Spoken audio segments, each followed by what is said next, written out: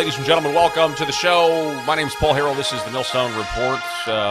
Great to be with you. Thanks so much for being with us as always. We can't do the program without you watching every single day. We got a great show for you. A lot of stuff to get to. As a matter of fact, I guess we'll start in reverse. We've got this congresswoman from Texas, this Jasmine Crockett, speaking at a black church, kind of insinuating that the black church needs to get on board with the LGBTQ RSTLN. Would you like to buy a Val woke sex religion that is so prevalent in our society today? Admitting that that's it's not really apropos in the black community. I find that very interesting. Also, big news: the Supreme Court in a 5-4 decision yesterday, siding with the Trump administration, and the deportations will continue. We're going to talk about that. Also, Amy Coney Barrett, the lone, supposedly conservative justice, she sides with all the women on the court. A lot of people are pointing that out. They're pointing out the gynocracy, and they're pointing out the emotional arguments that tend to persuade women, in some instances, to side with MS-13 gang members and Tren de Agua, instead of the American people who desperately need our country back, and we want our safety back and our security back. So we've got that. Also, the tariffs, more fallout from the tariffs. We've got these Republican legislators in D.C. wanting to now take the power of setting tariffs away from the executive branch, away from Donald Trump. And it's really, really frustrating when you think about how the do-nothing Congress, and not just this Congress, but all previous Congresses, in my lifetime on this issue, have done nothing about these ridiculous trade imbalances. And now that Donald Trump is finally doing what Congress refused to do for decades, now they want to strip him of that power. And again, I don't think you can have this conversation about tariffs and the stock market going down and all of this without considering the fact that what Donald Trump has done, at least in the short term, is affect the pocketbooks of nearly everybody, every politician in Washington, D.C., every lobbyist, because we know insider trading goes on. So the idea that Congress is now wanting to take the tariffs away from President Trump, or the ability to set tariffs, I think, I don't know of anybody else who's covering it from this standpoint, where their pocketbooks, their wallets are getting lighter because of this, and now they're making a ruckus. Now they want to take the power of the tariffs away from President. And I'm talking about, there's that guy from, is it Nebraska, and then, Senator Rand Paul, who, on a lot of issues I agree with him on, or at least I did. I thought I did, but my goodness, he's the most vocal person out there talking about how Donald Trump and these tariffs are a giant mistake. Anyway, we'll talk about all of that, but we're going to lead with this story out of my home state of Arkansas. Late last night, you have to understand something. So right now, Arkansas is one of these states, for those of you that don't know, that they have a legislative session once every 2 years. And so it's not a full-time legislature. Some people argue that it should be. I'm not one of those people. I feel like the more times that the General Assembly meets in Little Rock or any state capital, a lot of times taxpayers pay more. In a lot of instances, freedoms contract, government grows. It's not a good thing. So limiting the time. But what that means is you have 2 years to really kind of load up on your ammunition and figure out what you're going to get passed, because the session typically only lasts from January to April, somewhere in that time frame. It normally ends around April. And so in Arkansas, the state of Arkansas, they are in, what's called, it's crunch time, where all these bills get filed at the last minute. They suspend the rules, that say the bills have to, be published for a certain amount of time to try to get all of this stuff through. It's just the way the sausage is made, I guess. It's not perfect. But one of those bills was heard late last night in the Arkansas House. It had already passed out of the Senate. It's a bill to put basically put the Ten Commandments on display in classrooms, in public school classrooms. This is, I think, it's really a no-brainer. It did pass overwhelmingly. I think there's 100 reps down there, so 72 out of 100 voted for this thing. So now it goes to the desk of Governor Sarah Huckabee Sanders, and all's well. It's great. It's something that I've been saying. It's one of these things that needs to happen. I'm a firm believer that the civil magistrate needs to support both tables of the law. Literally, when you say that, we're talking about the Ten Commandments. So it is very appropriate that that they literally did this. They literally they literally supported last night both tables of the law from a civil magistrate perspective, and I think that's fantastic, and it needs to be celebrated for a lot of reasons. But we're also going to talk about what I believe are some of the main problems with some people who just don't understand why this is a good thing. But here is a headline: bill to require 10 commandments to be displayed in classrooms sent to the governor. This is from the Arkansas Democrat Gazette. Arkansas is not alone here. So Louisiana has done this previously, and obviously it's tied up in court. The reason this is going on is because, supposedly there are these new judicial precedents, Supreme Court precedents, how they have ruled on certain bills. I'm sorry, on certain cases. And essentially they're going back to a less stringent, this whole establishment clause nonsense that has sent us down this slippery slope of moral decay ever since it's happened. They're saying that the test is now different. It's now, quote, a long-standing history and tradition test. Well, based on that standard, the courts would have to find, you would think. Of course, we never know with Barrett on the court now, but you would think that, like, okay, the Ten Commandments, it is what we base all of our laws on. It is certainly a Christian test that, and that's what this country was founded as, right?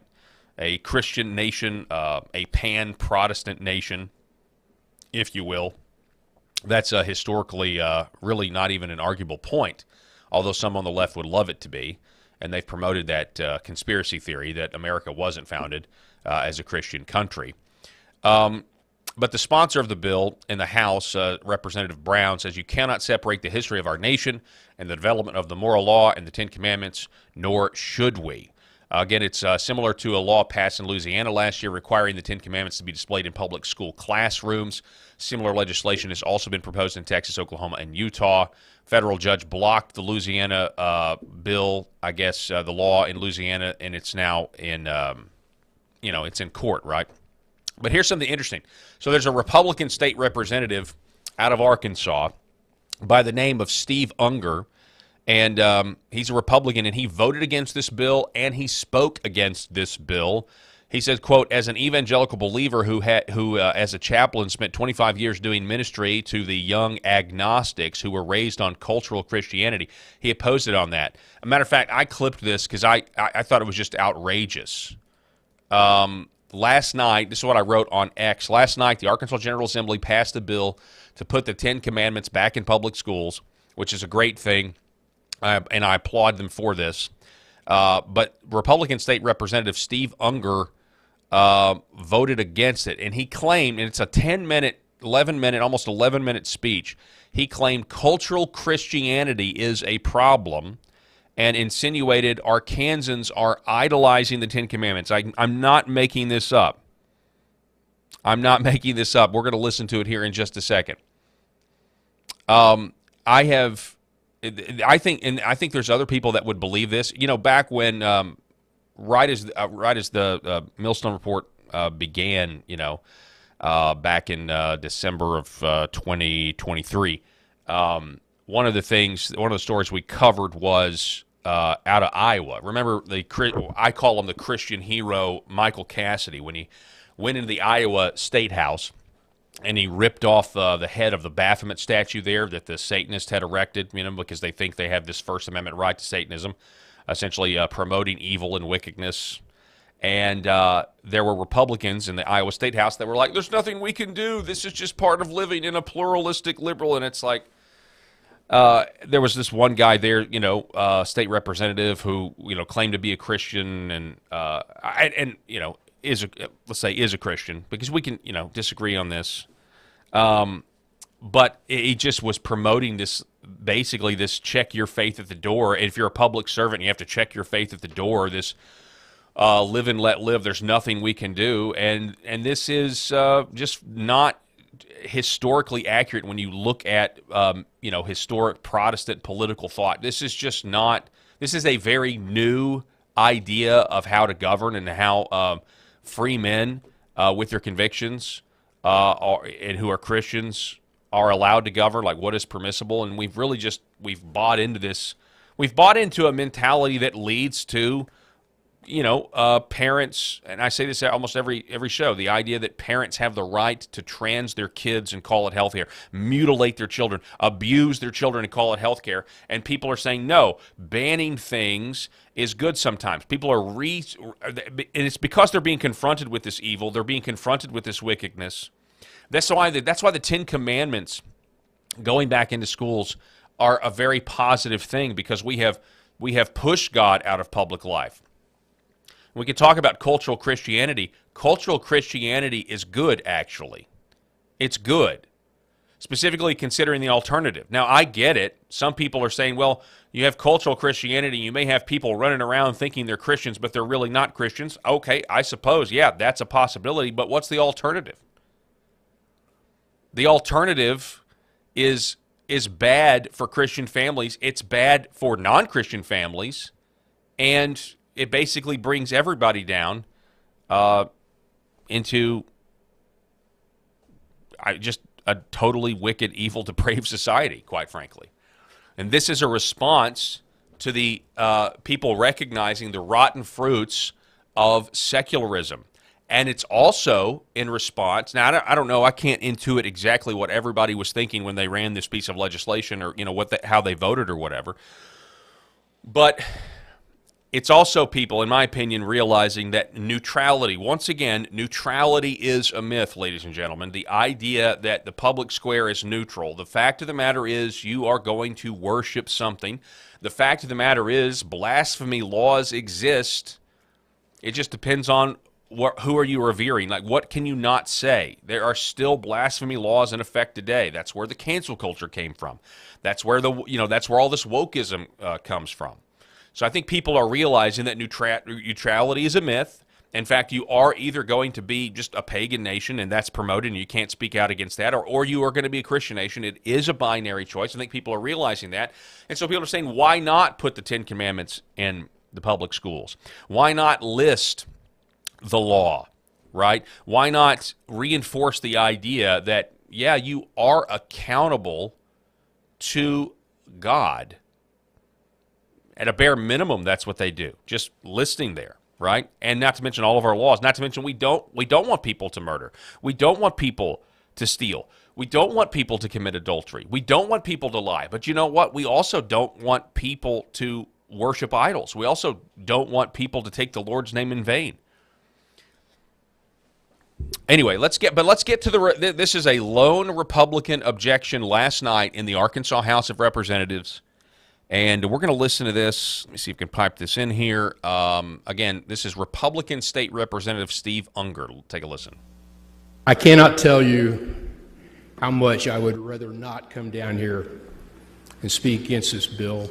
No offense against anybody here, but I'm going to explain why I can't support it. Some may speak against this bill for legal reasons. I'm speaking against this bill strictly as an evangelical believer who, as a chaplain, spent 25 years doing ministry to the young agnostics who were raised in cultural Christianity. Now, first, let me say I don't have any problems at all with the American Heritage Act. So the idea is, he's speaking against this bill on behalf of agnostics. First of all, huge red flag. Again, I don't discount his service. I have a special, there's a special place in my heart for military chaplains. I mean, the stuff that they see, the stuff they have to counsel on a very ecumenical basis is, I can only really imagine what happens there, okay? And that certainly is a blessing in the service. But to somehow say that people become agnostics being raised in cultural Christianity, so yada, yada, yada. We don't need to put the Ten Commandments in schools for young children to see. Many of them have never even seen the Ten Commandments at this point because we've pushed God so far out of public life is just it. When I watched this morning, my blood pressure went through the roof because I am just so disheartened at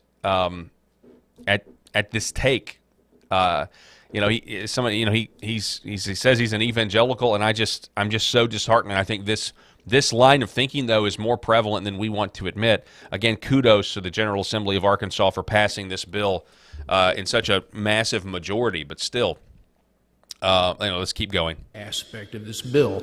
In fact, I wished every school had an American Heritage corner in the library that displayed the Ten Commandments, the Magna Carta, the Declaration of Independence, and so on. That's weird, because that's what this bill would do. That's the exact thing. Instead of a corner, though, it would be in every classroom, and yet you're speaking against it. And also, please understand, I wish every school kid in Arkansas could access the Ten Commandments. To that end, I wish a loving mother and father would handwrite the text of Exodus 20 on cardstock and put it in their kid's backpack. But for those parents that don't do that, this bill accomplishes what you say that you want to have happen. So, there must be something else I'm missing here. That would be a treasured keepsake coming from the very people who God charged in Proverbs 22 with training up the way they should go. But a poster in a classroom with no buy-in from the teacher, I'm afraid what this does is take something that should be holy and make it trivial. Now, the second reason I'm against this is a little more complex. Actions like holy, taking something that's holy, the Ten Commandments, and makes it trivial by posting this holy text where children can see it. Those that know about it can see it. Those that have never heard about it can see it. Because believe it, that actually is the case. There are across this country, not to mention in the state of Arkansas, there are people who are not being raised in homes where they know anything about God. They don't know anything about it at all. This is literally one of the first potentially moments that they've even seen this holy text. So it's better to deprive them of that. I don't see the logic. You want them to have it. You want their parents to have it. You want a national heritage corner in a library, but you don't want this. The whole thing to me just is so puzzling.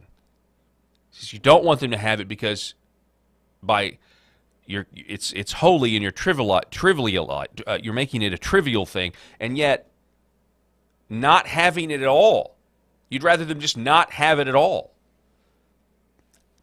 Like this emphasize the simple outward trappings of holiness, like a poster on a wall, the very kind of things that Amos chapter 5 talks about, over and above the sublime demands for a changed heart. Let's talk about the outward trappings of holiness versus a changed heart. The outward trappings of holiness. Okay, so he thinks that displaying the Ten Commandments is but he just said that they were holy and you were trivializing. Okay, so he's saying that putting it on the wall is somehow being I guess like a Pharisee. It's the outward trappings of holiness instead of a changed heart. But we're not talking about salvation here. No one that I know of is claiming that putting the Ten Commandments in a public school classroom is going to change hearts, is going to, that act alone is going to somehow save souls and cause people to repent and turn to Christ. No one is saying that putting the Ten Commandments in public schools actively saves the entire classroom. No, I don't know of anyone that thinks that. Two gospel stories. Matthew 19 tells of the rich young ruler who asked Jesus to validate his righteousness. And why not? The young man acts rightly. He has kept all the commandments. No small thing. I wish I could say that. And then the Lord says, sell all you have and give the money to the poor. The young man can't. His unchanged heart loves money more than God. Mark 2 tells of the paralyzed man lowered through the hole in the roof to a room where Jesus is teaching. Jesus looks at him and says, your sins are forgiven. Now, usually repentance has to come before forgiveness, but this man hasn't said a word. He didn't have to. The Lord knew his heart. Now, you may ask, what is the harm of the outward trappings of holiness? Well, again, he is now just unilaterally defined that. I don't agree that putting the Ten Commandments on display for kids to see in a classroom is an outward trapping of holiness. I don't think that's a... So he's already just defined the fact of doing this is bad. Putting them up for kids to see is bad, even though in his previous comments he said that he would love it if the kids had access to it, or if there was a display in the library. So what is the harm of the outward trappings of holiness, which is exactly what this is? This is exactly what this is. Well, I just agree to disagree, Mr. Representative. Well, in the Gospels, it was the only thing that made Jesus angry. Okay, so he's insinuating here that what the Arkansas General Assembly did last night makes Jesus angry. He's already said outward trappings of holiness, that's what the Ten Commandments are on display. And now he's comparing this to the times where, the Pharisees were doing what Pharisees were doing, Thank God I'm not like these other sinners and I fast twice a day and everything else, versus the tax collector who falls to his knees and says, Lord, have mercy on me, a sinner. He's now comparing what the Arkansas legislature did to basically being a bunch of Pharisees. That's what he is insinuating here. In the Gospels, we see Jesus being so kind and understanding to the prostitutes, tax collectors, and Roman soldiers. The guys who got on his last nerve were the people who cared about the outward trappings of holiness more than a changed heart, the Pharisees. In Matthew 23, he calls them whitewashed tombs. They look good on the outside, but the inside is full of death and decay. Who's putting off the real Pharisee vibe here? Honest question. In this scenario, who is the Pharisee? Honest question. You can judge for yourself. Past few years, we have seen a sad parade of celebrity pastors and mega church ministries fall victim to the outward trappings of holiness more than a changed heart. Mark Driscoll in Mars Hill, Bill Hybels at Willow Creek, Bill Gothard, Rabbi Zacharias, I could go on, but you get the point. From the outside looking in, everything looked great until it all collapsed. People wondered, how could that happen? I have to say it could not turn out any other way. It turns out the lies and the internal rot had been going on for years. Whitewashed tombs. When Thomas Jefferson said, with self-promotion, the internal rot begins, he got that line from Jesus, whether he knew it or not. Now, why did I need to come down and speak against this? Because our own national whitewashed tomb is cultural Christianity. And what is cultural Christianity? In the South, cultural Christianity is a part of the air that we breathe. It's like the hum of mosquitoes, Friday night football, saying sir and ma'am, sweet tea, black-eyed peas on New Year's Day, and the music of Leonard Skinner. It proves that we're from the South. Every part of the country has its own version of cultural Christianity. I'm just describing ours. I don't know. I mean, again, cultural Christianity is a good thing, actually. Living off of the derivatives of Christian men and our Christian forefathers that built this country, that built churches. When they built towns, they built churches first before they built anything else. Men who prioritized the worship of God on the Lord's Day, 1 out of 7. Men who built a Christian country like that. And we are living off of the benefits of their hard work, their obedience. We are their posterity, and we have squandered it. And the fact that people are now trying to do the right thing, people who, whether they believe it or not, whether they have actually ever analyzed, like, what is the role of the civil magistrate in the context of actual cultural Christianity, not whatever he described, is a really, really positive thing that people are coming to this conclusion.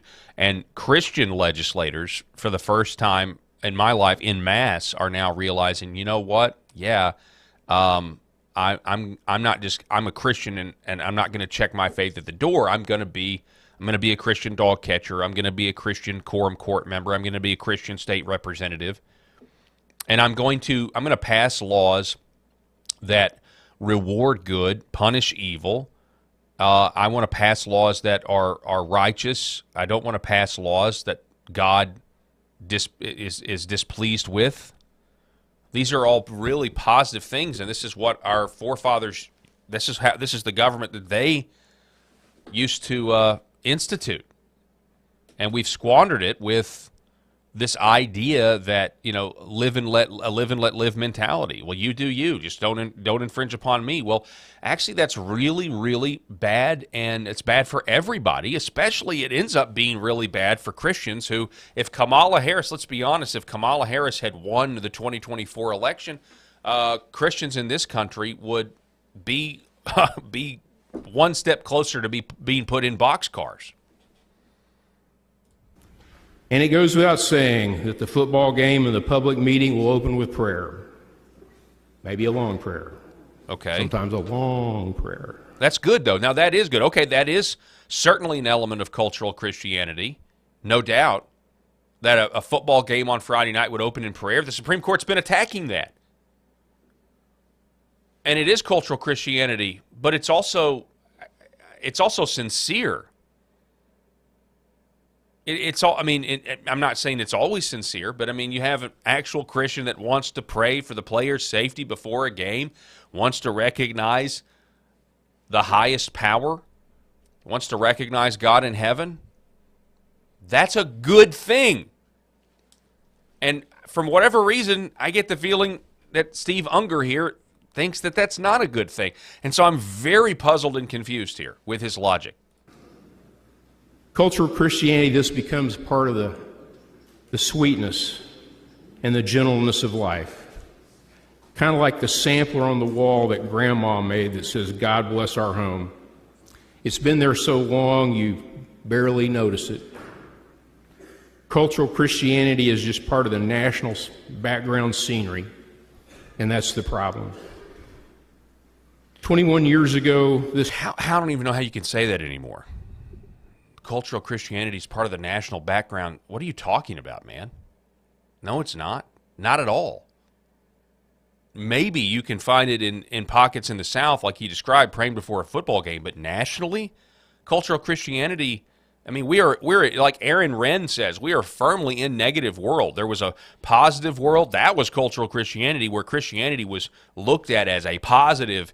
And then, sometime in the 90s, it went neutral. Well, it wasn't good or bad. And now it's firmly bad. You're considered a bigot. You're considered, and you're considered a Christo-fascist if you love Jesus, you confess Christ as king, and if you vote, congratulations, according to the left, there's something wrong with you, and you're a Christo-fascist. I don't know what he's talking about, man. I really don't. Has he been living under a rock? This May, just next month, I was sent from my unit just outside Baghdad to do ministry to the 1st Marine Division just after what came to be known the First Battle of Fallujah. Their battalion chaplains were great guys, but overwhelmed. The Iraqi army garrison in Fallujah had been overrun by a well-coordinated insurgent attack by the forces of Abu Musab al-Zakari, with many of them captured alive. That was a mistake. Al-Zakari's nickname from his own people was the Sultan of Slaughter. For the 1st Marine Division, the fighting was street to street and house to house. But for many Marines, the aftermath was just as bad or worse. And that involved the recovery of the dead. On the streets, starving dogs fed on charred corpses. Inside civilian homes were the remains of many Iraqi soldiers and police officers. Kitchen tables and basements had been used as makeshift torture chambers. I won't say anymore. When you go into the infantry, you train for combat, but nothing can prepare a young American for this. I was not in the city. I was just across the Euphrates River at Camp Blue Diamond, where our guys came to rearm and refit. I mostly hung out in the smoking area. A lot of guys did not want to eat, but they really did like to smoke. Handling dead bodies will do that to you. In a pastoral sense, you learn that in a situation like this, there's no words. The best you can do is just be present. I approached a young Marine who appeared to be in a trance just to say hi, and he said, "Sir, no disrespect against you, but after what I saw on the streets of Fallujah, I don't believe in God anymore." So I gave him some space, but I did come back later and I asked him, "Tell me more about this God you used to believe in." And he did, and he opened up. I ended up asking that same question a lot in the days, weeks, and years to come, from Iraq to Afghanistan or my stateside office, where these old, young men, after 5 or 10 years of alcohol, or maybe a younger wife, had not numbed the pain. And whether they were a lapsed Baptist from the hills of Georgia or a lapsed Catholic from Jersey City, the answer was the same. The sweet, gentle, cultural Christianity of their youth had left them unarmed in the face of real evil. Okay, all right. So what he is saying is, I'm trying to, and maybe this is just a total waste of time. I just feel like there's such a chasm, and I get it. The bill in debate, though, is to put 10 Commandments on display in public schools. Again, it passed at the Arkansas House. I'm just putting this out there because I think this is unbelievable that this is the logic here. So somehow that's cultural Christianity. It's wrong. It's whitewashed tombs is what he's saying. And so somehow doing that is going to I guess what he's saying is it's going to give kids a false sense of Christianity, a false sense of salvation, and then if they go overseas and they experience, horrors that I can't even imagine, that their faith will be weakened or they never had any faith at all, and that's to blame on putting the 10 Commandments in the classroom for kids to see. I'm sorry, and again, I haven't experienced what this chaplain has experienced, who's now a state representative, but the logic here is not connecting with me at all. The martyrs of Hebrews chapter 11 did not flinch in the face of evil, but for cultural Christians, their faith melts like a snowball on a hot stove. You see, emphasizing the outward trappings of holiness more than a changed heart is not just a harmless foible that we need to overlook. It's an indication of a fatal disease. Again, no one is saying that putting the 10 Commandments in a school is going to save someone's soul. No one's saying that putting the 10 Commandments in the school is going to save an entire classroom. Just like no one says, no one out there in the Christian nationalist movement believes that if you have a Christian nation with Christian culture, that the whole country is saved and the whole country are an actual regenerate Christian. No one is saying that.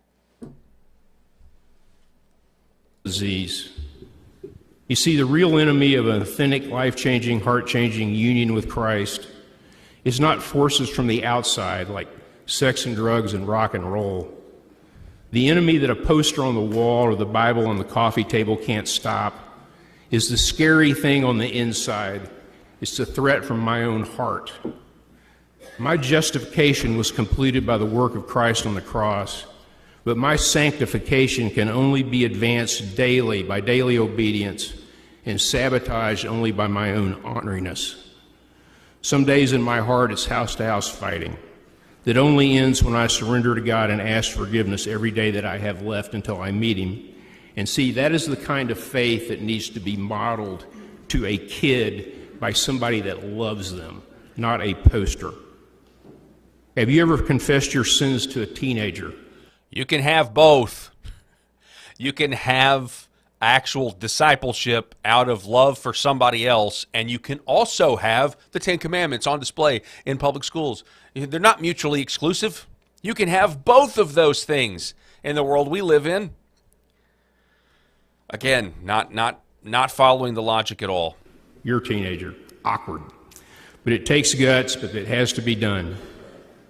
Cultural Christianity doesn't change anybody, but it does do a good job of inoculating young people against a life-changing encounter with the person of Jesus Christ.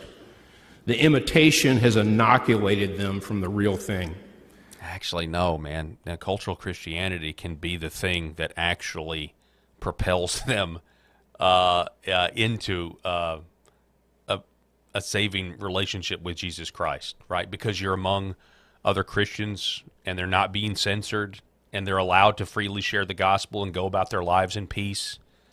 Like, that's the one thing cultural Christianity does do, is it secures a peaceful environment for people to go about their business in whatever it is. Obviously, not wickedness, ideally.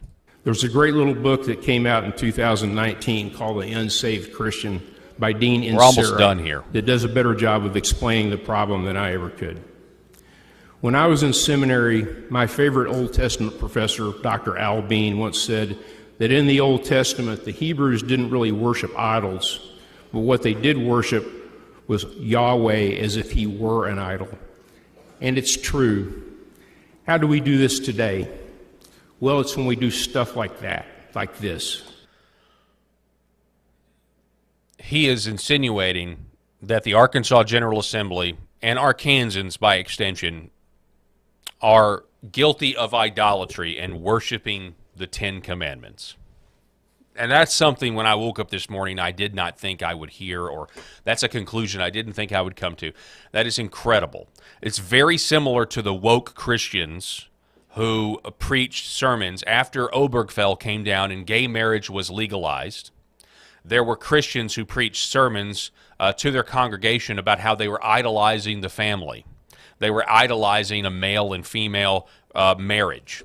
And they don't need to idolize that. If you're outraged by the Supreme Court saying that sodomite lifestyles are now illegal and they need to be celebrated and they need to be recognized with marriage, then you are idolizing. If you're upset about that, you're idolizing the family. Again, it's a way to pacify Christians, keep people from speaking out, keep people from organizing and trying to stop this mess and claw back up the slippery slope that's brought us to this point.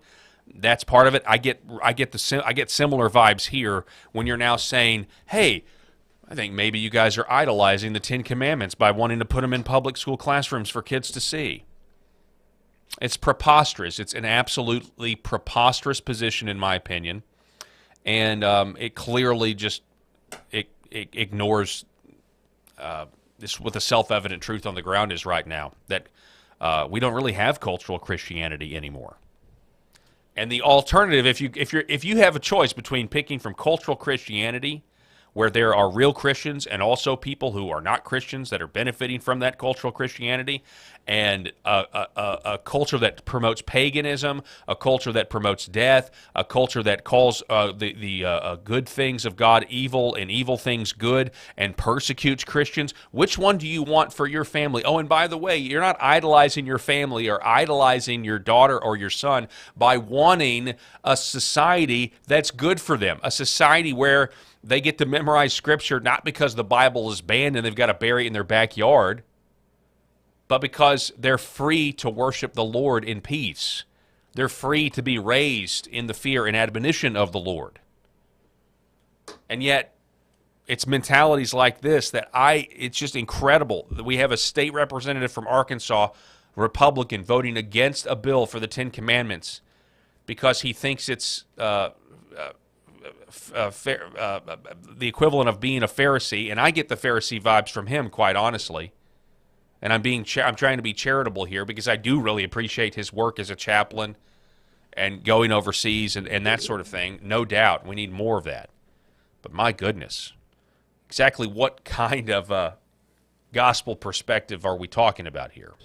And that, friends, is why a man who did a career in military ministry is a no. He's a no vote, and again, he insinuates that Arkansans are idolizing the Ten Commandments. Unbelievable. real. Tell me what you think about it in the comments. Again, generally speaking, I am thrilled that my home state has passed this law. It was already passed out of the Senate. It passed out of the House late last night, and now it is going to Governor Sarah Sanders' desk. Wow. Anyway, this is one of those episodes where it's better for me. It's like therapy. The fact now that I've gotten that off my chest, I feel so much better. Let me tell you about Red Vive Health. The great folks over at Red Vive, V-I-V-E, perform better. The healing power of light, red light therapy for your health. You're going to look better, feel better, perform better. We're talking about the red light panels, redvivehealth.org/Paul. And I want you to do your research, but I'll do a little bit of it for you. Red and near infrared light. They're two different wavelengths, and you get both of them from these panels. Now, these wavelengths are normally naturally emitted by the sun, but we don't get enough of it. And so in targeted doses, these clinical streak panels put out these wavelengths that have a healing effect on the body. First, your red light that's absorbed through the skin, which leads to enhanced skin health, collagen production, and anti-aging. Then there's the near-infrared light, which penetrates deeper into the body, reaching your bones, your muscles, your tissues, and even your organs. So you can experience scientifically proven anti-aging benefits, improve skin health, reduce wrinkles, color patches, hyperpigmentation, skin discoloration, and you can also, at the same time with that near-infrared light, stimulate the mitochondria of your cells through your bones, your tissues, your organs. This is fantastic technology, and you need to check it out right now and go to redvivehealth.org/Paul. That's Redvive, V-I-V-E, redvivehealth.org/Paul, and experience the healing power of light for yourself. And you can do that right now. We would really appreciate you doing that, because not only is your body going to thank you, you're also helping keep this program on the air. Man, just wild stuff going on right now. Anyway, let's get to some national news, shall we? Let's see. When we have this right here. Okay, I thought this was interesting because we kind of highlighted Megyn Kelly yesterday. She's kind of in this, I don't know, she's been worried that, we talked about it yesterday. She's worried that young Republican women are complaining that men don't want to marry them because they're not wanting to give up their career and actually be a wife and a mother. But anyways, but she has said, that this is what's interesting, on a totally different note, John Rich is saying that Megyn Kelly was sent the full 1,000-page manifesto of the mass murderer at Covenant School in Nashville. So FBI Director Kash Patel has turned over this document. It hasn't been released yet, but they've turned it over to Megyn Kelly. And what she says here in this video is that it's obvious that the Nashville Police Department has been lying to the public. That much is clear. The FBI under the old leadership was lying to the public. This is, of course, about Audrey Hale, the trans terrorist that went into the Covenant Presbyterian School in Nashville and murdered children and adults.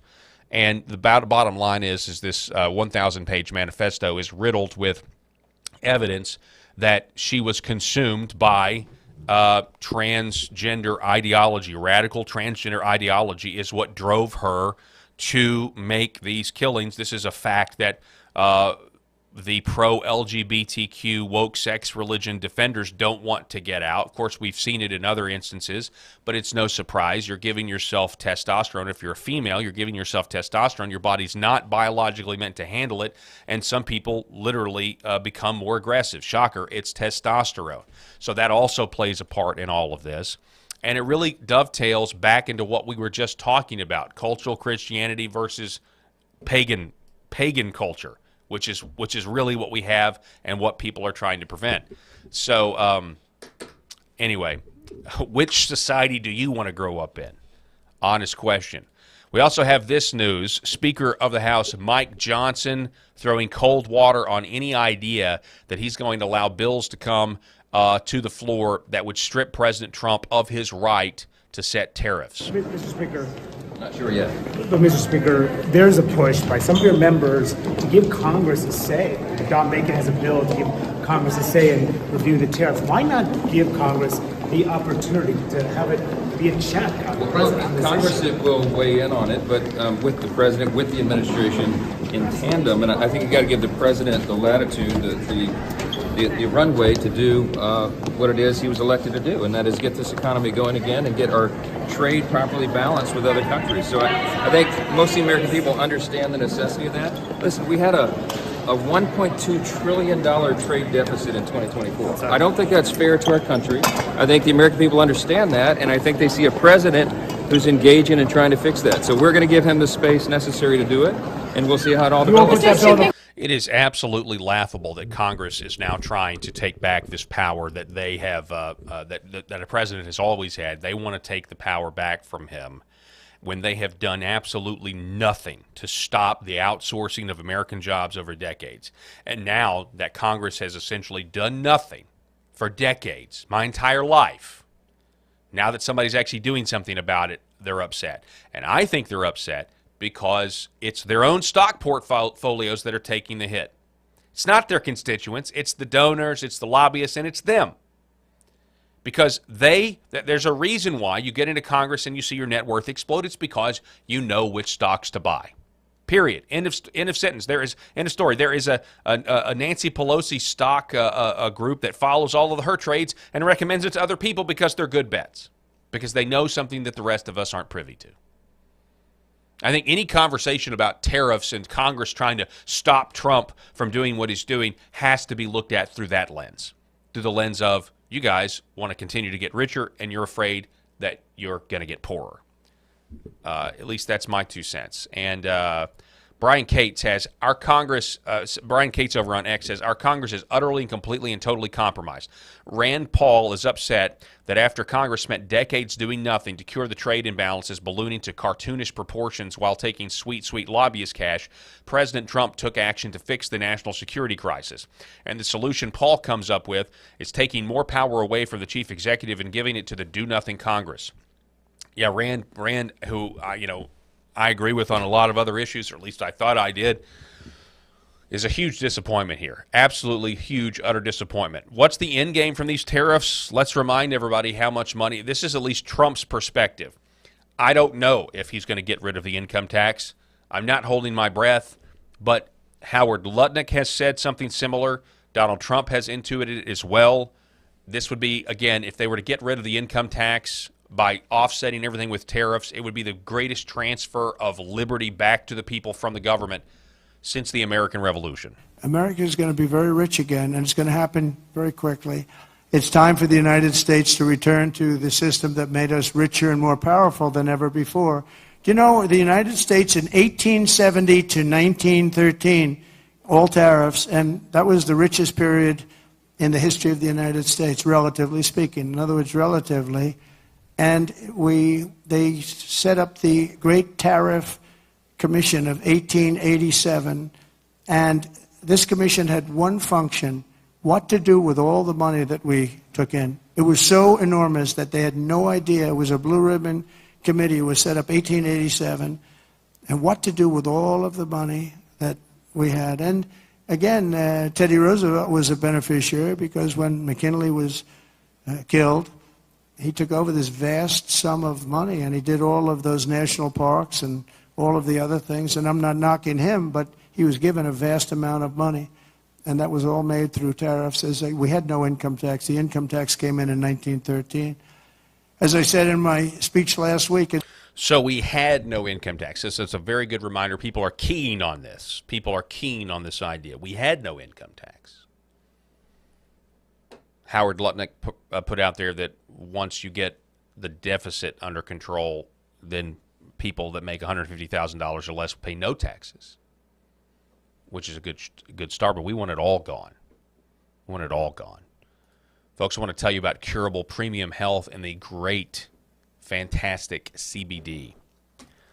If you know anything about CBD, then you know that it can help fight inflammation. It can help fight your pain. And it does incredible things for the body, especially those tinctures there. Do you see the tinctures right there on the left? These are tinctures that you drop under your tongue to where you, so now the CBD is internally in your body. And it kind of just, in my opinion, kind of goes where it needs to go. But you also have the muscle cream. They have the muscle cream. They also have the active roll-on. If you don't want the cream version, you can use the roll-on, which is really, really good. You see there, they also have the sleep gummies. I took another sleep gummy last night, slept like a baby. These particular sleep gummies not only have the CBD in them, but they also have the melatonin. So, if you've ever wondered about CBD, I want you to try Curable CBD because it's pure. I mean, they don't use pesticides, they don't use chemicals, they control the whole process. So you're getting you're not getting gas station CBD, you're getting quality CBD. I want you to go to curable.com, use promo code Paul20, save 20%. That's KURIBL.com, and you can use promo code Paul20 and save 20%. Do that now, and if you've used CBD before, I want you to switch to Curable. If you've never used CBD, I want you to try it. Especially if you have chronic pain. The cream is great for arthritis. If you've got arthritis on your hand, with your hands or anything, it's really good stuff. Instant relief. Great for sore muscles. Try it now. Curable.com. Use promo code Paul20 and save 20%. And we are going to take a break real quick. Be back here in 60 seconds. We're going to hear from our good friend Mike Lindell. I hear every day about the products you all wish MyPillow carried. Well, guess what? We probably do. Slippers, bathrobes, pet beds, blankets, mattresses, sleepwear, loungewear, duvets, comforters, pot holders, aprons, oven mitts, and so much more. And they're all on sale. For example, get our best-selling standard MyPillows for only $14.98. Body pillows, $29.98. 6-piece bath towels or kitchen towel sets, just $29.98. Multi-use MyPillow 2.0s with pillowcase, $9.98. Save $40 on our Spring Percale and Giza Dream bed sheet sets. Any size, any color, and so much more. So go to MyPillow.com or call the number on your screen. Use your promo code to save up to 80% on all MyPillow products. And I've never done this before. When you spend $100 or more, you're going to get 2 standard MyPillows absolutely free. Wow, $100 or more, and you get 2 standard MyPillows absolutely free. Don't forget, use the promo code PH. That's promo code PH, and that'll get you those great discounts. Check it out. Go to MyPillow.com. Again, promo code PH. So we have this for you. I was kind of taken aback by that. Tonight, the U.S. Supreme Court vacated. This was yesterday. Yesterday, the United States Supreme Court vacated Judge Boasberg's block on Trump using the Alien Enemies Act to deport criminal aliens. So that means you need to pack your bags. Pack your bags while you have time. Now, this is a lot of people are saying that this is once again we have Amy Coney Barrett siding with the 3 liberals. It should have been a 6-3 decision. Instead, it was a 5-4 decision. And she once again joined the libs. People are making connections here. Madison Cawthorn, former congressman, saying she has been such a disappointment. I totally agree. Remember this meme? This was such a meme-worthy thing. Everybody was rushing to her defense during the confirmation hearings. But last night it was revealed she voted against Trump and for MS-13 gang members and for Tren de Agua. It's pathetic. But people are saying she wears her emotions on her sleeve. So back during Donald Trump's, it wasn't technically a State of the Union. It was right after he got elected, so it was technically a joint session of Congress. Back during that joint session of Congress in February, people caught this clip of Amy Coney Barrett. Absolutely, she could not hide her disgust at President Trump. Watch this. Look, there she is. Ugh. She's just disgusted by the very sight of him. Had to turn away, had to close her eyes. Look at her, just the utter hatred there. And so people have been keen on that right there for a while now, saying, look, it's no secret she is no fan of Donald Trump and his policies. Jeff Younger, who is very good and proficient at calling out the gynocracy that rules over us, feminism. He notes that all the men on the court voted the law. All the women, including Amy Coney Barrett, voted their feelings. I think that's true. And I'm generalizing here, but I think that's accurate. Now, Megan Basham, journalist, she's the author of the book Shepherds for Sale, which is a fantastic book if you haven't read it, about how woke Marxists have carved for themselves a safe place within the church and church institutions. Megan Basham writes, "It is the very rare woman who is not more motivated by elite social status than by a clear-eyed assessment of law and order. Amy Coney Barrett is proving not to be that woman." So she wants to be admitted into polite society is the idea. She wants a seat at the table.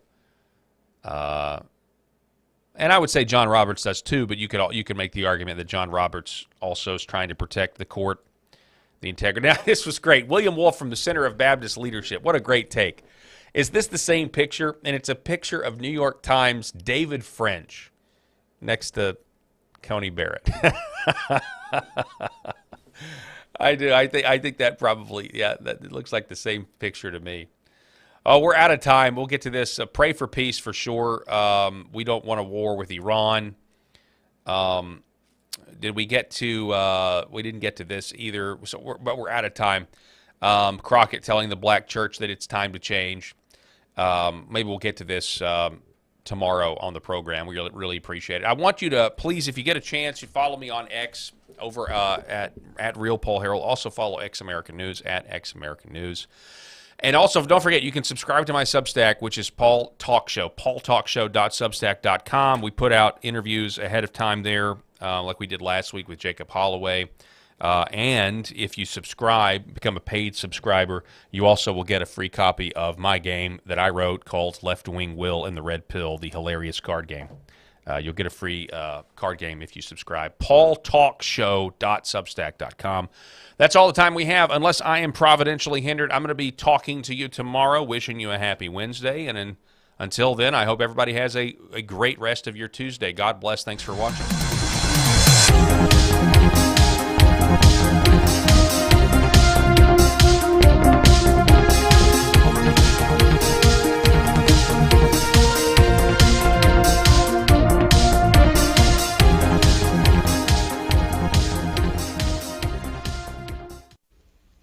The very foundation of the Christian faith is based